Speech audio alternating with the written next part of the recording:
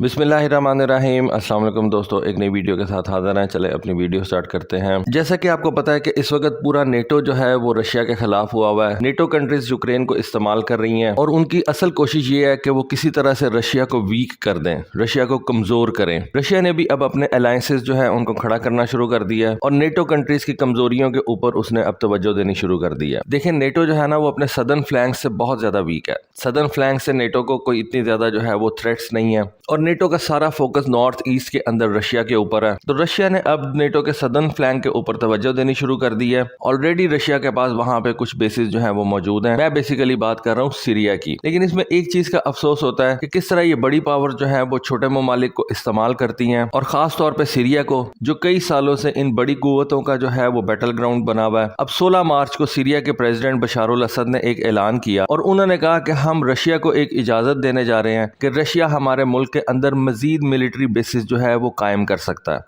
और अपने फौजियों की तादाद शाम में बढ़ा सकता है। हम इसको वेलकम करेंगे। वो एक तकरीब के अंदर खिताब कर रहे थे और उनका कहना यह था कि रशिया की सीरिया में प्रेजेंस जो है वो बैलेंस ऑफ पावर लेके आएगी इस रीजन के अंदर। जैसा कि आपको पता है कि सीरिया जो है वो मेडिटेरेनियन सी के कोस्ट के ऊपर वाक़ है और सीरिया के प्रेसिडेंट का कहना यह था कि आजकल की जो सुपर पावर्स हैं वो अपने बॉर्डर्स के अंदर रहते हुए वर्क नहीं कर सकते, उनको अपने बॉर्डर से बाहर जाना पड़ता है, अपने एलाइज के साथ बेसिस जो है वो बनानी पड़ती हैं। वैसे देखें, अमेरिका भी बिल्कुल यही करता है। अमेरिका भी अपने बॉर्डर्स के बाहर ही जाता है। यूरोप के अंदर अमेरिका बैठा हुआ है। अब इस वक्त अमेरिका का जो सबसे बड़ा फोकस है वो ऑस्ट्रेलिया के अंदर नजर आ रहा है। जापान के अंदर उसकी फोर्सेज हैं। तो अमेरिका भी तो बिल्कुल यही काम कर रहा है। रशिया भी बहुत देर से ये काम कर रहा है, लेकिन रशिया ने अब ये फैसला किया है कि वो शाम के अंदर अपनी फोर्सेज की तादाद को बढ़ाएगा और नेटो के ऊपर वो उनके सदर्न फ्लैंक से जोर डालेगा, प्रेशर डालेगा और इसके लिए रशिया के पास सीरिया से बेहतर मुल्क और कोई नहीं हो सकता। सीरिया के अंदर ऑलरेडी रशिया की 2 बेसिस मौजूद हैं। रशिया सीरिया के अंदर एक एयर बेस इस्तेमाल करता है जिसको उसने बहुत ज्यादा पिछले दिनों के अंदर अपग्रेड भी किया है। रशिया के Su-57 जहाज इस एयरबेस से आके तो ऑपरेट करते रहे हैं। Su-35 जहाज, इवन रशिया के Tu-22 बॉम्बर्स जो हैं वो इस सीरियन बेस के ऊपर से आके ऑपरेट करते रहे हैं। डेफिनेटली Tu-22 बॉम्बर को इस्तेमाल करने के लिए इस बेस को अपग्रेड करना पड़ा था। सीरिया और रशिया ने मिलकर स्ट्रेटेजिक बॉम्बर को यहाँ पे प्लेस करने के लिए सीरियन एयरबेस को अपग्रेड किया। फिर उसके अलावा रशिया सीरिया के अंदर एक लताकिया की पोर्ट जो है वो इस्तेमाल करता है। बड़ी स्ट्रेटेजिक पोर्ट है, बहुत ही इंपॉर्टेंट जगह के ऊपर प्लेस ये पोर्ट है। अब एक सवाल ये खड़ा होता है कि सीरिया क्यों रशिया को ये इजाजत देता है कि वो अपनी फोर्सेस जो है वो सीरिया के अंदर ला के रखे। वेल, उसकी एक सिंपल सी रीजन है कि अमेरिकन जो है वो सीरिया के अंदर बागियों को सपोर्ट करते हैं। ऐसी रेबल फोर्सेस जो शाम की गवर्नमेंट से अपने आप को अलग करना चाहती हैं या शाम की गवर्नमेंट के फोर्सेस के खिलाफ लड़ती हैं, अमेरिका उनको सपोर्ट करता है। इन फोर्सेस को अनफॉर्चुनेटली तुर्की भी सपोर्ट करता है और यहाँ पे अमेरिकन प्रेजेंस जो है वो अच्छे तरीके से मौजूद है। अमेरिकन और रशियंस यहाँ पे एक दूसरे से लड़ते तो नहीं है, लेकिन उन्होंने अपनी हेजेमनी जो है वो सीरिया के अंदर कायम की हुई है। अब पिछले दिनों जैसा कि आपको पता है कि सीरिया के प्रेसिडेंट बशारुल असद वो रशिया गए हुए थे। वहां पे उनकी व्लादिमीर पुतिन से बातचीत हुई। वहां पे बशारुल असद ने रशिया को अपने मुल्क के अंदर मिलिट्री बेसिस के ऊपर तावन करने की यकीन दहानी करवाई और यूक्रेन के अंदर रशियन मिलिट्री ऑपरेशन को उन्होंने सपोर्ट किया। इन दोनों ममालिक की जो दोस्ती है या आप कह लेंगे डिप्लोमेटिक टाइज हैं, वो कोल्ड वॉर इरा से चलते चले आ रहे हैं। और मिडिल ईस्ट के अंदर सोवियत यूनियन के जो 2 क्लोजेस्ट एलाइज थे उनके अंदर एक सीरिया था और एक यमन था। और जब से ये व्लादिमीर पुतिन ने प्रेसिडेंसी संभाली है 2012 से, तब से इन दोनों ममालिक के दरमियान जो ताल्लुकात हैं उनमें 10 फोल्ड इजाफा हुआ है। और जो सीरिया के अंदर काउंटर इंसर्जेंसी एफर्ट्स हैं उनको रोकने के लिए व्लादिमीर पुतिन ने सीरियन फोर्सेस का बहुत ज्यादा जो है वो साथ दिया है, उसको अपना असला दिया है, उसकी सपोर्ट की है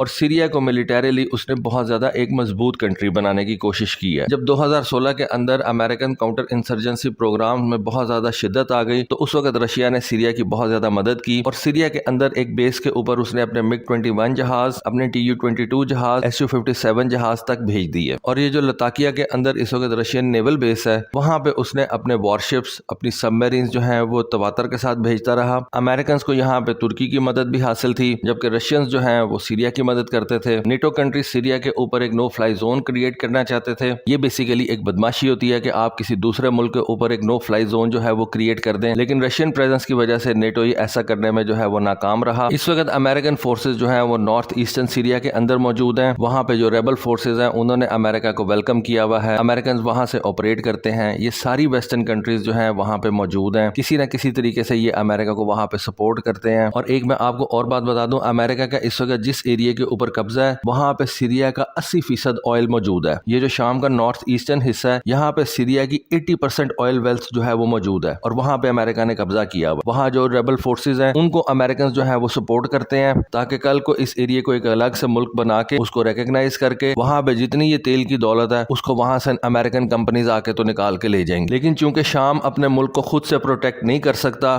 اس کی ملٹری پاور اتنی نہیں ہے کہ وہ امریکنز کو روک سکے، نیٹو فورسز کو روک سکے، اس وجہ سے شام نے کیا کیا کہ اس نے رشیا کو اپنے ملک کے اندر جو ہے وہ جگہ دے دی ہے، اور رشیا کے یہ ہائی ٹیک ویپنری جو ہے وہ اس وقت شام کے اندر موجود ہے، ان کے اندر Su-24 جہاز بھی ہیں، MiG-31 جہاز بھی ہیں جن کے اوپر یہ ہائپرسونک ویپنز لگ سکتے ہیں، Su-27 جہاز بھی ہیں، S-400 میزائل سسٹمز بھی ہیں، Su-35 ایئر سپیریورٹی فائٹرز بھی ہیں۔ رشیا کی ان ویپنز کے ساتھ شام میں پریزنس جو ہے وہ سیریا کو انٹیکٹ رکھنے میں اپنا ایک کردار ادا کر رہی ہے۔ بہت ہی غلط بات ہے، سیریا کو اپنی حفاظت خود سے کرنی چاہیے، اپنے ملک کے اندر ان پراکسیز کو جو ہے وہ نکال باہر پھینکنا چاہیے، لیکن چونکہ سیرینز اس قابل نہیں ہے، ان کی گورنمنٹ اس قابل نہیں ہے، اور ویسے بھی وہاں پہ کوئی ڈیموکریسی نہیں ہے، ایک ڈکٹیٹر وہاں پہ بیٹھا ہوا ہے، تو پھر اس کو اپنے ملک کے اندر اپنی سیفٹی کے لیے رشینز کو بلانا پڑا۔ لیکن یہ جو حکمران ہوتے ہیں ان کے کیے جو ہیں وہ ملکوں کے آگے آتے ہیں، اور آج امریکن اور رشین فورسز یا تو خود سیریا کے اندر پریزنٹ ہے یا انہوں نے اپنی پراکسیز جو ہے وہ سیریا کے اندر آپریشنل کی ہوئی ہیں، اور اس طرح سے سیریا کو بشار الاسد جو ہے وہ چلا رہا ہے۔ رشیا کا یہاں پہ انٹرسٹ یہ ہے کہ یہاں سے ایک تو وہ اپنی ٹریڈ جو ہے اس کو اوپن رکھ سکتا ہے، رشیا کی جو سی لائن آف کمیونیکیشنز ہیں ان کی حفاظت کے لیے رشین پورٹ جو ہے وہ بہت زیادہ امپورٹنٹ ہے، اور دوسرا یہ کہ رشیا یہاں سے اپنے ایڈورسری یعنی کہ نیٹو کنٹریز کے اوپر جو ہے وہ پریشر بڑھا سکتا ہے، اور کسی بھی جنگ کی صورت میں رشیا یہاں سے ان کے اوپر اٹیکس لانچ کر سکتا ہے۔ لیکن اس وقت جو بھی رجیم ہے سیریا کے اندر اس نے یہ کیلکولیشن کر لی ہے کہ اگر رشین فورسز اس کے سوائل کے اوپر موجود رہتی ہیں تو اس طرح سے وہ امریکنز کے اوپر جو ہے وہ ایک پریشر کریٹ رکھ سکتا ہے، اور امریکن سیریا کے اندر ریبل فورسز ان کے ساتھ جو ہے وہ مل کے کوئی بڑی کاروائی نہیں کر سکتا۔ بڑی انفارچونیٹ باتیں ہیں، لیکن سچائی یہی ہے، آپ کے سامنے رکھنا بھی ان کو ضروری ہے، آپ کو پتہ چلے کہ کس طرح سے یہ بڑی کنٹریز جو ہیں چھوٹی ممالک کو استعمال کر کے ان کے ریسورسز کھا جاتی ہیں، ان کا پیسہ کھا جاتی ہیں، ان کا مال کھا جاتی ہیں، اور بشار الاسد جیسے بیوقوف جو اقتدار کے ساتھ چمٹے رہنا چاہتے ہیں وہ اپنے ملک کے اندر خود سے فورن فورسز کو جو ہے وہ دعوت دیتی ہیں۔ دیکھیں جب کوئی فورن فورس آپ کے ملک کے اندر آ جاتی ہے نا تو پھر آپ ایک سوورن کنٹری نہیں رہتے، پھر آپ کو رشیا کی بات ماننی پڑے گی، دوسری طرف آپ کو امریکہ کی بات ماننی پڑے گی۔ آپ اپنے ملک کے اندر کسی بھی فورن فورسز کو لا کے بٹھا دیں گے خود سے آپ تباہ ہو جائیں گے، پھر آپ کو اس کے انڈر رہ کے چلنا پڑے گا، اس کی بات ماننی پڑے گی، اور وہ جیسا کہے گا آپ کو وہ کرنا پڑے گا۔ بڑی انفارچونیٹ باتیں ہیں، لیکن سوچا کہ آپ کے ساتھ شیئر کروں، آپ کو بتاؤں اس کے بارے میں آپ کی کیا رائے ہے، پلیز اپنی رائے سے ضرور آگاہ کیجیے گا۔ آج کے لیے بس اتنا ہی، تھینک یو، اللہ حافظ۔